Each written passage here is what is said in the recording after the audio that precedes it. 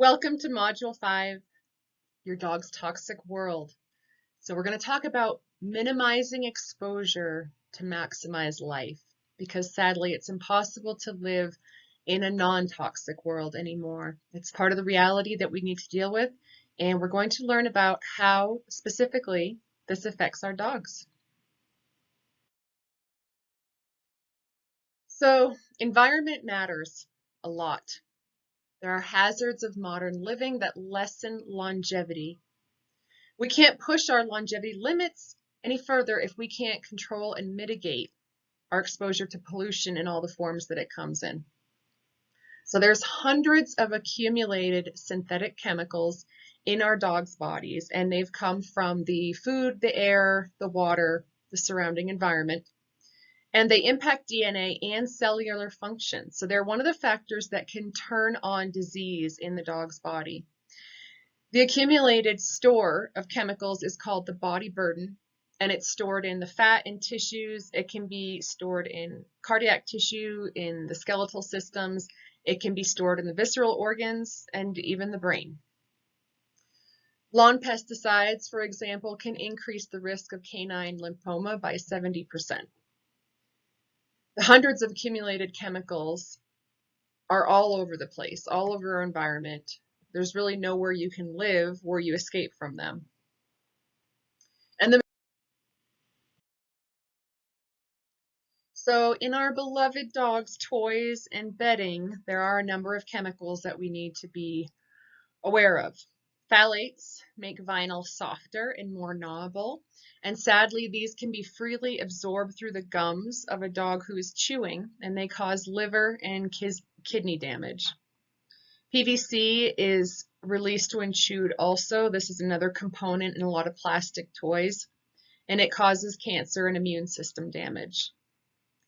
BPA is a base material found in polycarbonate plastics and in canned dog food linings, so the lining of the can itself. Lead is found in imported tennis balls and ceramic food and water bowls. Formaldehyde is found in rawhide chews, and it's a known carcinogen when it's ingested or inhaled. And chromium and cadmium were found several years ago. Walmart was in the hot seat when Consumer Affairs found toxic levels of both of these chemicals in a bunch of toys sold by the massive chain. And both chromium and cadmium can damage the kidneys, the nerves, the liver, and destroy the joints and the lungs. And then in our pets' bedding, we can find bromine, which is in the foam of a lot of dog beds. It can cause stomach upset, constipation, muscle spasms, and is especially dangerous if your dog likes to rip open and chew on their dog beds, like a lot of puppies do. A lot of their bedding also contains flame retardants, or the rugs and the couches that our dogs lie on can be treated with flame retardants. And they accumulate on the floor where dogs and our little children like to lie and play. And they are linked to hyperthyroidism, among other things. PFAs make materials water resistant, so they can be used to treat beds used in dog crates or other places where you want to resist accidents or spills. And they can affect dog growth, learning, and behavior. And then laundered dog beds, depending on what kind of laundry detergent you're using, can expose them to VOCs, hormone disruptors, and other irritants. So some safer alternatives, what to use instead of the plastic toys. Chew toys can be made of natural antler. You can look for grass-fed. I like American raised beef bones. You can also get a lot of really fun green, non-toxic dog toys made out of hemp rope or leather or wool. There are loofah type dental toys, and there's natural wood toys. So you can do a search looking for green dog toys, non-toxic dog toys, organic dog toys, and find a lot of really cool, fun alternatives that don't involve the plastics. And then for bedding, the easiest thing I think to do is to just buy a cotton sheet, or if you can, an organic cotton sheet, and throw it over whatever bed your dog is already using. And that way there's a barrier between your dog and the bromine and the flame retardants. And then just launder that sheet regularly. And then I like to use a laundry detergent that is non-toxic, scent-free, and I'm going to give a list of some of the products that I've used and like and find to be effective in a PDF attached to this. Sheepskin is a really lovely, luxurious bedding that's natural for dogs. And then any bed made out of organic cotton or linen, often with wool as the stuffing, is a safer alternative to the foam. So water and food bowls are also important. Again, I recommend giving filtered water, and we already talked about the importance of really good, clean food. So don't feed that good, clean food in a plastic food bowl that may be leaching the phthalates and things like that over time, and especially the water bowl. So I like stainless steel, porcelain, or glass bowls. I tend to use stainless steel and glass the most. And you want to check that the bowls are toxin free. They can be certified toxin free and third party checked for contaminants. So Petco had a recall in 2013 when a bunch of stainless steel pet bowls were contaminated with cobalt. So just making sure that you're buying the food bowls from a reliable resource. Some of the further steps that can be taken is we talked already about filtering water, how important that is to remove chloride and fluorine and other contaminants for your dog. And there's a lot of different options in varying price points on how to do that. You want to just start purging plastic as much as possible. That doesn't mean you have to run through your house and get rid of everything that's plastic, but when it's time to get a new toy, choose a natural material over a plastic toy. Or if a toy is worn out, just throw it away and replace it with something better. The same with the food and water bowls. I highly recommend just tossing a plastic water bowl and using glass or stainless steel. But if you have a plastic food bowl for now, then just start doing your shopping, and when it feels right and you found one that you liked, go ahead and replace it. So just trying to push out as much plastic as you can and bring in more natural materials. Removing your shoes when you come in the house is really important because if you think of all the surfaces that we walk on all day long and the findings that Purdue had, that they found chemicals in the urine of dogs that had treated lawns and also in the urine of dogs that had untreated lawns, means that these dogs are being exposed and not just in their own front yard. So we're bringing a lot of chemicals into our house unknowingly on the bottom of our shoes. A really good practice is just to take them off at the door and not walk around on all your carpets and surfaces with your shoes on. And it also helps keep your house cleaner. You can bathe your pet's feet if necessary. So if you're in an urban environment where you take your dog for walks on various surfaces and you don't know what sort of herbicides or pesticides have been applied, it's really a good idea to give your pet a foot bath when they come in.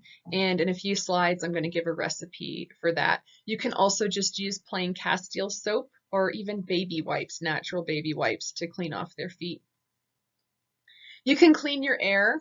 Don't use scented candles. Don't add fragrance sprays or VOCs and airborne chemicals.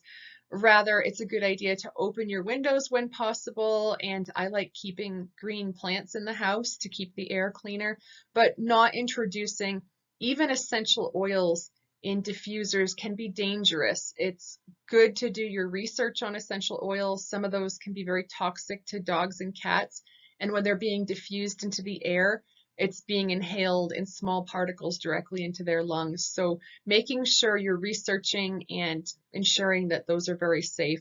There are no essential oils that I recommend diffusing. Some of the most dangerous ones are tea tree that I know of. That's really not good for dogs. So considering greener lawn care, if your lawn is really important to you, looking at alternatives that are safer and organic and green to the chemical-based lawn care, maybe consider letting your lawn go and planting a vegetable garden or flowers or something that doesn't require as much chemical care. And you may consider using deterrents over pesticides for your pet. And we'll talk some more about that.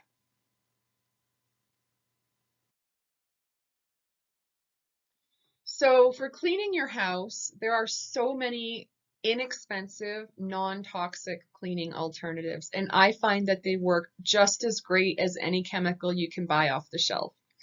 So vinegar is tried and true. It's very safe. It makes your floors incredibly shiny when you mop with it. It's safe for countertops. Baking soda is another wonderful abrasive that's completely safe for dogs. Hydrogen peroxide is really wonderful for removing stains. Castile soap, it just plain, unscented. Dr. Bronner's is a brand I really like. Castile soap is wonderful to use in cleaning solutions and also for giving your dog a bath or for cleaning off their paws. 60% alcohol, so here I'm talking about like vodka, is a wonderful natural disinfectant that can be used all over your house, on the floors, in the bathrooms, different places to kill germs, countertops. Lemon juice is another effective cleanser with a slight bleaching action that can be really good for cleaning tough stains, and it smells pleasant. So again, I put another caution at the bottom here. Be very cautious with essential oils. So here I give an example of a do-it-yourself all-purpose cleaner, and it's so simple. It's like a non-recipe recipe. It's 1 part white vinegar, 1 part water. And this is a multi-purpose cleaner that can be used all over your home and is perfectly safe for yourself and your kids and your dogs. So here's the doggy foot bath recipe, and it's just simply a few inches of warm water in a little pan or a tub and a couple drops of povidone iodine until the water looks like iced tea. And then you just let your dog step, or you can hold their paw and soak it in this solution for about 30 seconds to a minute. And this can help to remove any lawn chemicals, pesticides, herbicides, different application of chemicals that may have been picked up by their little feet and brought into the house. And this prevents them from licking the chemicals off of their feet and ingesting them. And again, if you remember from the supplements module, we talked about some of the daily detox strategies. So some of the foods I love to incorporate as a supplement every day would be milk thistle and chlorella to make sure that the body's detoxification pathways are open and the liver is functioning correctly, the kidneys are functioning correctly. We really can't completely stop exposure to the chemicals in the environment. So the next best thing is to help support our dogs in detoxifying from these chemicals and limit exposure as much as possible by not bringing them into our house. So in conclusion, make changes gradually. The long-term goal is to limit exposure. Sadly, a completely toxin-free life just isn't possible in our modern world. So it starts with food. Fresher diets minimize your dog's exposure to mycotoxins, glyphosate, feed chemicals and residues, and AGEs. So start with a cleaner diet. Remove the plastic water bowl and use glass or stainless steel instead. I really like Pyrex and Duralex glass. Those are really good bets. Purge the plastic as much as possible. If you do buy a plastic dog toy, look for one labeled BPA free and try to look for toys made from organic and natural materials. Remove your shoes when entering your house. Wipe or bathe your dog's paws as necessary.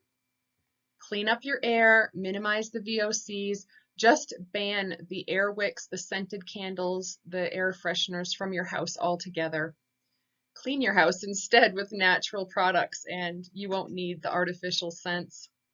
Rethink your outdoor lawn care, and if you do need to use lawn care chemicals, look for ingredients that don't sound like synthetic agrochemicals. So looking for minerals and seaweed-based and worm castings and fertilizers made with natural things that you can understand and pronounce, and staying away from the synthetic chemicals.